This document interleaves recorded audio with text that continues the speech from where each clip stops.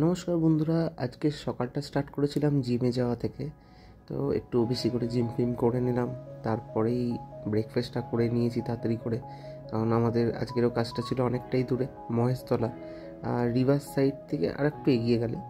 তো ওখানে ছিল একটা রিস্কেপিংয়ের কাজ, আর অ্যাকোরিয়ামটা ছিল অনেকটা বড়, 3 ফিট, হাইটটা হচ্ছে প্রায় 2.5 ফিটের কাছাকাছি, চওড়াটা ছিল 1.5 ফিট।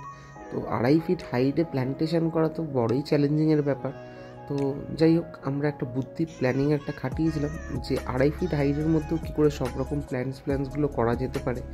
তো ওইভাবেই হার্ডস্কেপটাকেই ওরকমভাবে রেডি করে ফেলছিলাম। তো ধীরে ধীরে কাজবাজগুলো রেডি করে নিচ্ছি। তো একটু চ্যালেঞ্জিং আসছিল, তো ঠিক আছে, যাই হোক, করছি সুন্দর করে। তো মস লাগিয়ে রেডি হচ্ছে।